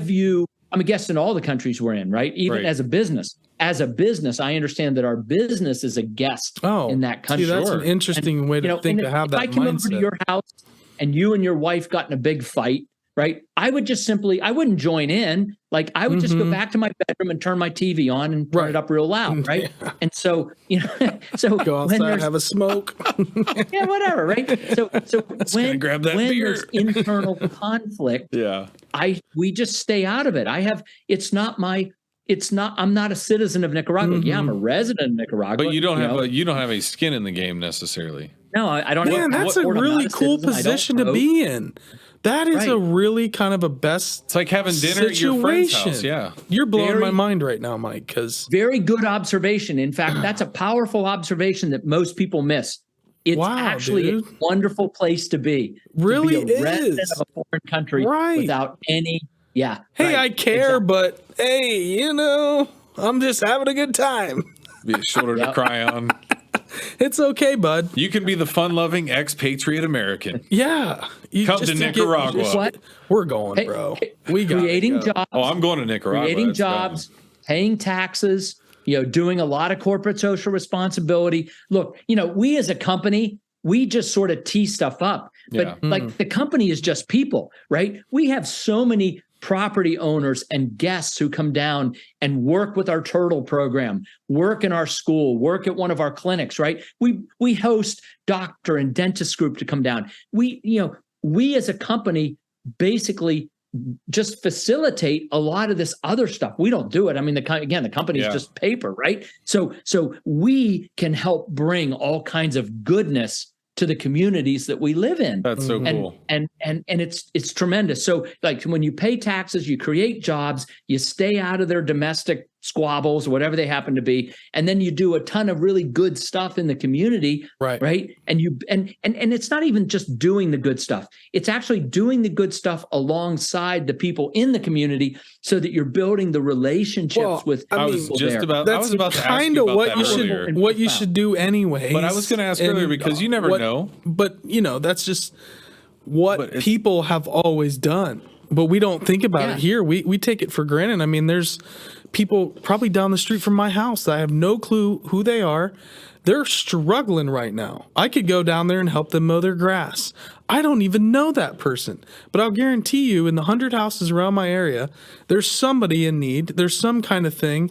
But we're so separated. Like I know some of my neighbors. I know a lot but it doesn't spread on. I mean, we've only been there for like 3 years in that area. So the pandemic was tough because that whole time we weren't meeting people. People were just freaked out. Like we were outside all the time, but people just got freaked out. And literally we met 2 families trick-or-treating that we never knew lived there. Oh, how long have you lived here? 10 years. Right. You have kids that are our kids' age. We've never met you. You live down the street. That's why I love that point. It blew my mind. So that's why I like that point so much about the community. That's what I want more than anything. That's what I want to know that if when my house almost burnt down because I had a outdoor candle that sent off a whole Rube Goldberg contraption and tried to burn my house down one summer. My neighbor, who I had just met a few days earlier and introduced myself to, said, hey, I literally had this conversation. I say, hey, look, this is crazy. We've lived next to each other for 3 years. We've waved at each other. I see you walking your dog. I love dogs. I'll give your dog a pet. Charlie's great. He's the best. He's why I have a dog, by the way. He inspired me to get one. But, she's like, oh, I'm so-and-so. I'm like, cool, that's great. I feel like we should just at least say hi as neighbors. And I was just like, that's all. I don't want to be... Sometimes people don't even want to do that because they feel like it might open the door to now this person's going to show up at my house all the time or this or that. Yeah. I get it. Like some people are like, that's cool if you want to just be my neighbor and say hi. So that's all I did. Hi, I'm so-and-so. Literally a week later, maybe this craziness happens where I had a bug candle outside on our front porch that somehow Citronella candle. Those burn hot too. it burnt through. It caught the rug on fire. It set the table on fire. It was literally going to start my house on fire in like the next 5 minutes. My wife and I are getting ready to go to bed.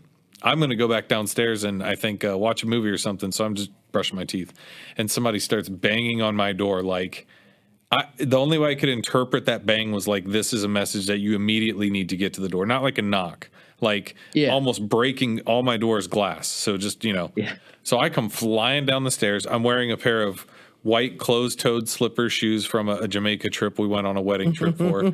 I'm wearing... That's such a Jamaica clothing. I have this crazy get up on because I'm just at home. I'm lounging around, and I come flying down the stairs. It was like just this scene from the movie. And I can see the glow through the front shades as I'm coming down the steps. So my brain is already...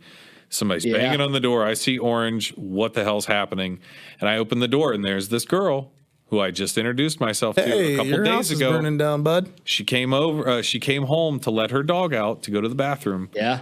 While he was going to the bathroom, she doesn't have her glasses on, so she can barely see this. But she sees this glow building, and she's like, "What's happening on Justin's front porch?" And so as she comes over, she came home from the bar just to let him out. She could have stayed out the rest of the night. Oh my God. Yep.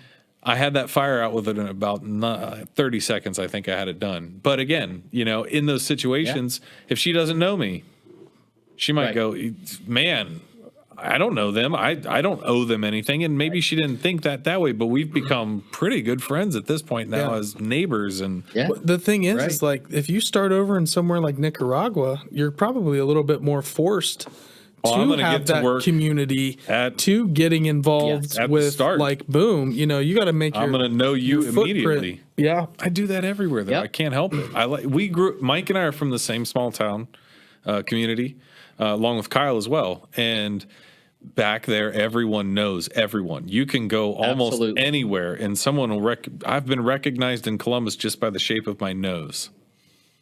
I had somebody go, "You're a Ranley." I went, "How the hell do you know that?" He goes, "You're a Ranley, aren't you?" And I went, "How do you know that?" And he goes, "You are one, aren't you?" And I went, "Yeah, I'm a Ranley, but how do you know that?" And he goes, "Your nose." And I went, "What?" And I was like, "That's actually how you would identify a Ranley." So that's a good.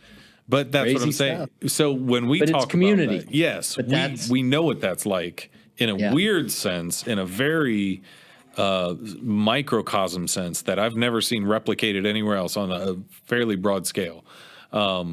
But going somewhere else, even moving into the city, I'm still going to carve out a little bit of that space knowing people.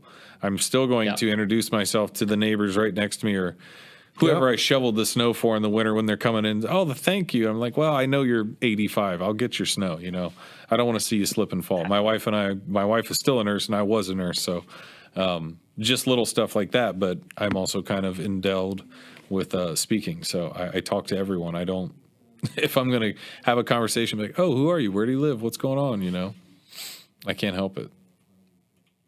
That's a good quality, by the way. I like to think it is. It leads me to conversation. And that's, you were saying, everywhere's magical. Show, well, he said it too earlier. Everywhere's magical, but I've even heard other people that when I can tell they have the same aspect, they realize everybody's interest. Everybody is literally interesting. Just sit down and talk to them long enough. You'll find out whatever genre or vein that's in, whether it's in, expatriate living or whatever it is. I spend a lot of time at events, right? I do a lot of conferences and other, live events, although COVID, kind of cut it back some, but about 40 a year on average, right? Yeah. Some kind of live event. Wow. And one of the things that I've really enjoyed is, in terms of conversation, I just simply find out what somebody's interested in and what they're knowledgeable about, and then just let them educate me, right? With that knowledge. It's fascinating to me what you can learn if you just simply ask people, about what they're interested in, what they're excited about. Right. Right. It's like turning on a I'm faucet. glad we got Mike talking about Nicaragua, sir, because I learned so much. That's what I'm saying. I'm excited about the prospects. I still want to go to Costa Rica. Right, I still want to go to Costa Rica and visit Lovia. I'll go again. But like Mike was saying, taking these buses, and I know Disbro, our audio guy, was just chomping at the bit during that money-saving section. hang on. Our Let me- audio let me- guy, let me Mike, give you one loves hack. to One save hack. money. Yes. Yeah. Here we go. Spirit Airlines. Yeah. Okay. Spirit Airlines flies to Nicaragua, and those fares are usually sub $250. Okay. Why don't we Yeah. just go like Just soon? there you go. I'll go. Let's go for a week. I'll go work there. All I need is the Yeah. internet. And Mike, renting properties. So you guys rent properties. You sell properties. We you do. know, is there an Yeah. opportunity for us to rent a property, perhaps? It's like I said, Absolutely. we'd love to We get have some homes. folks, go shoot some stuff. We can, bring the family. Like Yeah. I'm always looking for ways to take the strange road and just like, hey, let's go do this and just get away for a little bit. Yeah, like a little migration Yeah. for a couple Yeah, weeks. we could shoot episodes, bring a little bit of light gear, some lavs, get take a tour of a, you name it. Well, Volcano. get some night to- tour. Volcano tour. not only Yeah. that, he's lived there for Learn to 14 surf. years. He might know people that would want to come on and do interviews while we're there. We could just set up a little studio. Hey, there. my wheels are turning. Let's just say that. Yes, homes. Yeah, I mean, look, we got beautiful homes you can rent. They're condos. Your family can learn. I mean, put them in surf lessons, horseback ride on the beach. I mean, you just come down and really have an incredible adventure, and then day trip out to the volcanoes and other things. So yeah, we can certainly make that happen. And from a price, the other thing was, if you're going to Costa Rica and you want to come up to Nicaragua, I heard you say it. I want to reinforce it. Take the bus. Yeah. Go to Costa Rica and take the bus to Nicaragua for Yeah. $35. That's That is a amazing. winner. That's amazing. Yeah. I have a question. I want to know. And my wife would be location. all about that. She's half Indian. She loves to save money as Yeah. well. All right. Maybe not as much as Matt, our audio guy, but she's right there. What's your favorite I'm all about dish in those hacks. Nicaragua? What's your favorite food when you're there? Naka tamale. What is that? Oh my God. Naka It is tamale. It's a breakfast. They only serve it on really Sundays, but sometimes you can get on Saturdays.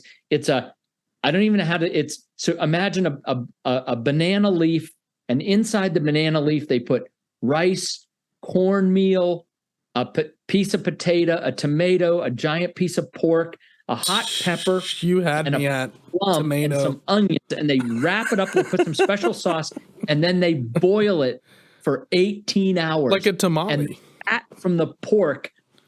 Oh my God. Oh, Oh my Whoa. God. yeah. That's amazing. Yeah. Oh my God. So, Naka okay. tamale. When we were in Panama, oh my gosh, I can't remember where we were. It was back more in the mountains. My wife would, Boca Chica, Oh. Panama. Yeah. I ate a meal at a restaurant that was something similar to that. It came out in a Okay. huge banana leaf, and they laid it out, and it was like, there's the steak through the middle of the little pin. You Yeah. pull out the pick, and it opened up, and it was like that. I don't think it was 18 hours though, unless they made them and had them. I don't know if they make them and lay them in wait, or They do. They boil them, and basically what they do is they start it the night before. You if you get there early, you're probably getting one that's been boiled for 12, 14 hours. If you come around lunchtime, you got the 18-hour boil, right? Okay. But they're just pulling them out of a pot of boiling water. oh my gosh. And over that slow kind of, oh my gosh. Yeah. That sounds so amazing. And that is when people, what's your favorite part about this place? That the food. It's always my favorite. Oh yeah. One, the experience of clearly. flavors and the different flavor combinations or spices or even just fruits that you don't have available to you. Like that in Thailand was just, what the hell is that? I've never seen that. Yeah, before. I didn't know they were that- mangosteens. Did you have Yep. mangosteens? Yeah, right? Yep. What a crazy fruit. And I don't know anywhere else you can get them than Southeast Asia, right? Yep. They're phenomenal. Yep. Hey, the other thing that's great about Nicaragua, two other things, rum and cigars. Oh, okay. My wife They loves have rum. world-class rum called Florida Caño, award-winning rum that is absolutely some of the best in the world. That sounds And great. they have a rum factory tour. You can go to it. That's a lot of fun. And then the cigars coming out of Nicaragua are Cuban seed. I heard about Padron this. is the most famous of the Nicaraguan cigars. Mhm. But again, if you like cigars, you like rum. Those two things in Nicaragua just add sort of smoking's not quite culinary, but you know what I'm saying. Right. I mean, Yeah, right. no, it's a total. Still. I mean, Bert Kreischer and those guys are big cigar smokers. They're all about those Nicaraguan cigars. there Apparently, you they're go. the best. So I'm sitting And here they're big, having like Bobby Kelly. He's a big cigar aficionado. I'm having a sidebar in my head the whole time of thinking about, man, we're going to move at some point. My wife, I'm not sure when it'll happen at some point. I'm excited. And I'm gonna be slinging American songs on the Why guitar. don't you? Yeah, That was what was going to happen make before I met my Nicaraguan wife. folk music. I was going to move to Amsterdam for a while and just be a bartender and play music. There's no live music venue at all in Amsterdam. There's one in that whole area. That's where I was going to go. It's all street music and street people. Well, It's not a whole lot. maybe of, I can do it in venues. Nicaragua. Nicaragua would be the Put it spot. on there and Well, make by the way, at Grand Pacifica, we have a whole group of folks that get together at least weekly, sometimes more often, and just have a jam session. Dude. So You play as well. I do not. I do Okay. not. But we've got bass guitar, we've got keyboard players. Nice. So they just get together kind of ad hoc when they feel like it, and they just have a jam session. That's so awesome. yeah, there's Grand Pacifica is actually a really cool little community. And Nice. and the thing that I love about expat communities is the thread that kind of runs through almost all of the folks is a spirit of adventure. Oh, for sure. You know? And so I'm guessing, just based on the title and some of the topics you guys have had on your podcast, that most of the people listening to this probably have a sense of adventure, a Yes. spirit of adventure, Yes. and would find an expat community a very warm, welcoming place. Because you know what, people, the other thing I found is people are a lot less judgmental in an expat community because of that spirit of adventure. Right. You know, different people exhibit their adventure different ways, right? But it's still adventurous. And so the judgment or the lack of judgment is really refreshing. And I've heard other people say that too, that they love being in these types of places because they can truly be who they are without fear of other people, being judgmental. Sure. Imagine. I can imagine. I mean, think of what it takes. Well, it's liberating. Think of what it takes to get to those communities, to get to moving to Nicaragua. That How takes much- a lot. yeah. How much Not everybody walls- does it, so you're going to have similarities because it takes those same qualities and characteristics to get there.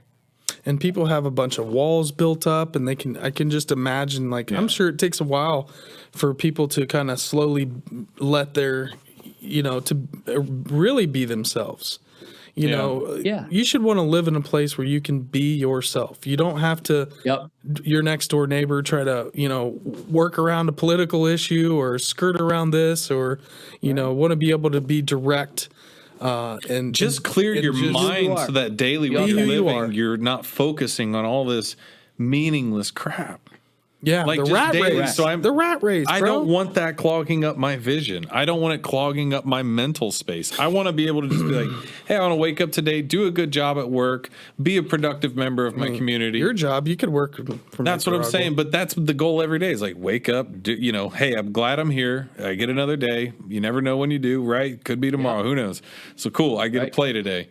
And beyond that, I'll try to do my best at it. And again, even in my community, I didn't know anybody before I moved there, but okay. It just takes time. You just got gotta to do have little the courage. things here and there. Yeah, You just got to have tell the somebody they left adventurous, their headlights on, little stuff. adventurous spirit to go try something new. And I definitely have that if it's spirit. not working for you, and what we learned today is hey, it's affordable if you with Mike and they have you can do it. They've done the legwork and the groundwork and have all the cheat codes and the hacks of living in places like Here's Central the cheat America. code. We as Strange Road get a place that you go to 2 months a year. Bro, Kyle goes I'm down telling to. you right now, that's go my down wheels to. are turning legit. Because we're always looking for things to invest. It's not a bad idea. And honestly, again, it's just the amount of taxes that our company pays, we personally pay. It's you got to start putting money Shield into yourself something. from that liability of tax. Yeah. And what better way in properties? And and things like that. And not only that, you can do the same thing, which I think is his other kind of like thread that comes off of it. It's not just about the property. Run little retreats. It's also about what kind of ecosystem you're building around that, right? The community. Yes. Absolutely. I thought that was so important, and I wanted to ask that earlier. I obviously, if I want to go live somewhere, but I want to know that I'm coming into whatever community, because when we travel, like Mike said, we travel pretty local. We stay pretty rugged. When we stayed in the teepees, it wasn't because we thought that was going to be glorious and you weren't staying in a 5-star resort. Dude, the sugar was moving one morning because there were so many ants in the sugar bowl. The sugar was Isn't that moving. exciting? Like Ant-Man. And then the bees are coming in while you're eating, so you're walking around on this platform deck, and there might be a boa constrictor up in the ceiling because that what you thought was bird poop the night before wasn't. And again, that's boa. Not for everybody. But to me, no. Yeah. But again, what I'm saying is we like to go. When I say I went to Costa Rica, I went to Costa Rica. I didn't go to some resort in Costa Rica where I didn't get off the resort at all. All I did was go to all of normal Costa Rica, like. We didn't stay in any resort of any sort. Like, I'm pretty sure the last place we stayed at, I was getting electrocuted slightly by the shower head because it had the Widowmaker. Yeah. It hit my head because I was too tall. He knows what I'm talking about. Yeah. First, I was like, why do I feel like I'm vibrating? And I was like, oh. Because you're getting electrocuted. My wife was like, no, the water's not electrocuting you. I'm like, you're 5'2". You have no idea what I'm dealing with up here. I got shocked a little bit, but that's what I'm saying. But there's iguanas hanging off the rooftops everywhere. Yeah. There's just tails hanging over. I'd be cool with that. But, that gives you a sense of where you're at. And the same with when I went travel nursing, when I was in California for months and months, almost a year the first time. That's a much different perspective than going there through the lens of a week-long vacation to San Francisco. By the end of that, anybody that came to visit me, I felt like I was really from California. I'd go, okay, we're going to San Francisco. If you want to go to Fisherman's Wharf, I will see you in 2 hours, and I will be at the bar down the street because I'm not going to the tourist trap again. I've been there. You've been through it, so you do kind of have that sense of what the area feels like a little bit better. And I feel like that's why I do have such a stronger sense for certain places of why I like them more.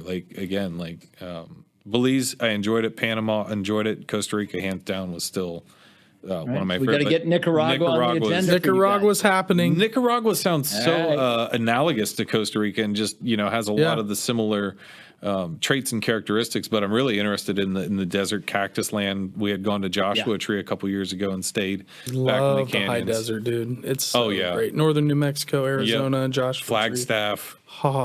Beauty. Yeah. Well, I'll tell you what, guys. Mike, we have this slide up, and you have this resources for our listeners. And also, guys, we're going to have all of our copy, the description in the Spotify, Apple, all the podcast platforms. We're going to have all the links of Mike's website, where you can reach out to Mike, the Instagram, the Twitter, all their social medias is in the description on YouTube and on all the podcast platforms. Yeah. And then also we're going to add this link here that's up now. We'll make this a link as well. But it's strangeroads@ecidevelopment.com. And Mike, if you could just let us know a little bit about this, and if I left anything out, where we can find you, where we can get more information. Yeah. This has been amazing. Well, it has been amazing. It's I love these conversations because I have no idea where we're going when we start, but, but they always turn out to be a lot of fun. So much fun. Yeah. So, this is the Consumer Resource Guide. This is the 15 questions that people should ask when they buy property overseas.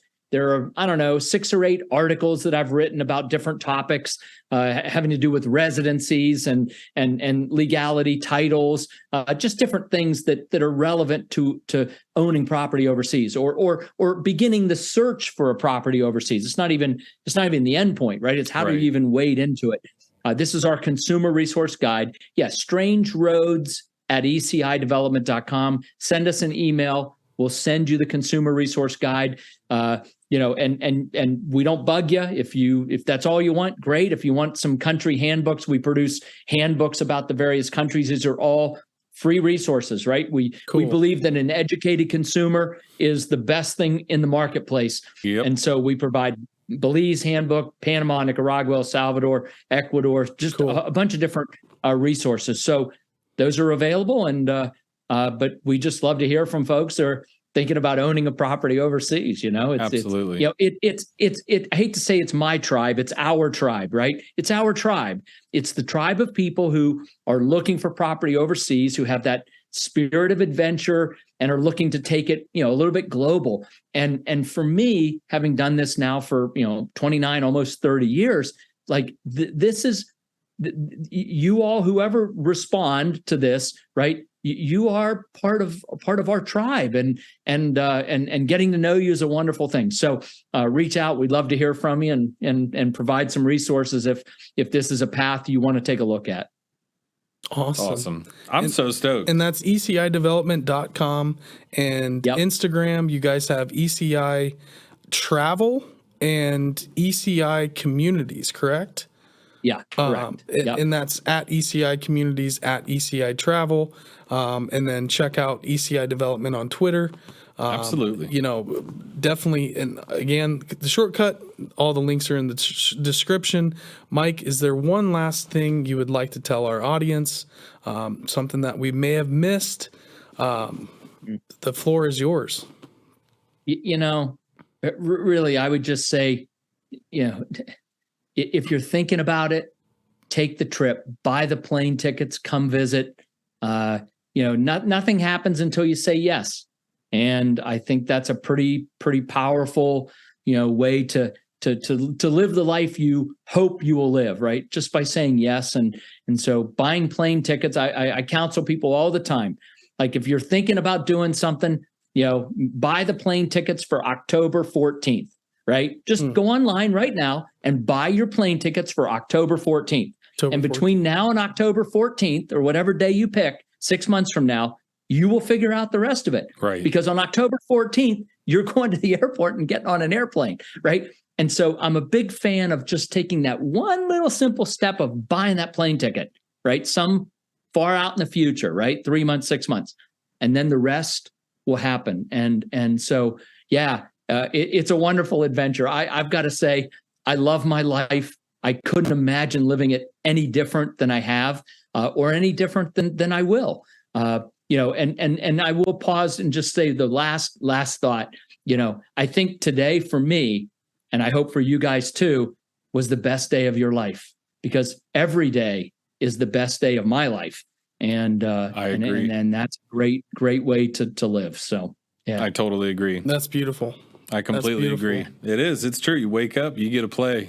You're here again. It's absolutely the best day ever. That's right. I'm very fortunate in my life, but living in Nicaragua or even visiting Nicaragua would make it that much better. Oh, hey, well, that's happening. That's what we got to do. We just got to buy your tickets. Plane ticket. We got to buy tickets 6 months out. Let's do it. Absolutely. And Mike, we had such a blast talking to you. This was fantastic. Awesome. Thank you so much. And don't go anywhere, Mike. We're going to close the show down. We're going to do a little bit of an outro. We'll come back and chat with you and say a proper goodbye with our guest, Mike Cobb, everybody. Mike, thank you so much, Appreciate man. you.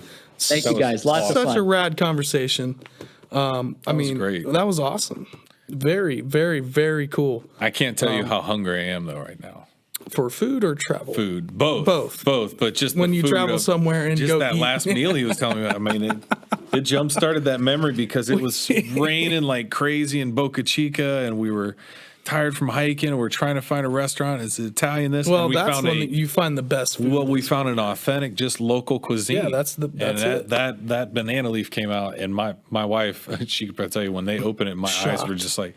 So there's actually a term for when you eat something so delicious that it hits. It's called orgasm.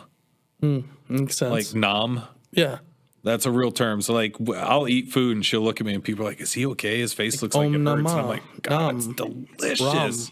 Do you believe that? Godlike. Higher vibration. Yeah. It's not just food at that level. It's spiritual. Yes. Om Nam Ma. That's those Sanskrit chants. Yes. Nam Ram. All of those invoke. That is what happens. Yeah. It's a spiritual journey through. And when you're on a trip like that, food helps.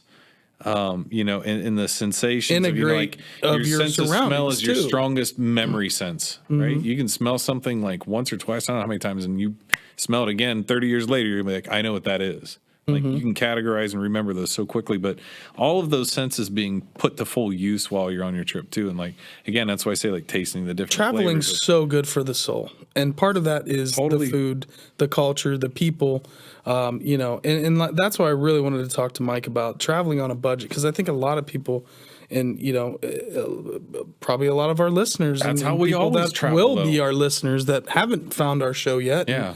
and might find. Don't get discouraged with traveling. It doesn't have And to if cost you're an arm and a younger, leg. It just does not have like to Mike cost said, buy the thousands, plane thousands of ticket, dollars. Right. book the trip, go do it, go explore. You will learn But research so it. much. Take your time. About figure it yourself out. and who you are Yeah. from traveling. And like our friend Roa, who does all our artwork, we talk about him all the time. Yeah. He's going to be on the show coming up, hopefully soon. He took a his big trip giant tour through Mexico. Yeah. All the pyramids, Oaxaca, all these different little towns and cities. And He did it. Studied art and drew and painted the whole time he was there by himself. Crushed walked it. barefoot all across Mexico. He'd never been out of the country in his life. Yeah. And did it, and he's a whole different person. We're going off a little bit off track. Let's end this show. This was such a good show. Super stoked. And you guys know where to find us at The Strange Road. Thank All you, the guys. social media, TikTok, Twitter, Instagram, Facebook. We have a Facebook group. Thank you to all those folks. rock. We have some new things coming at you. We're trying to get the hoodies, t-shirts, sweatshirts, the hats. Bring on the gear. It's all in process. Thank you guys so much for listening. We You're appreciate the hell out of you. Matt and Kyle. We're out. Oh yes, thank you to Matt and Kyle. You guys rock. Matt and Kyle, Stoner and Disborough. Matt and Kyle. I was just trying to sneak it in there quick because I thought you were going to hit the cut button. And again, what a wonderful episode. Thank you to everybody. We are signing off. Good night. Peace.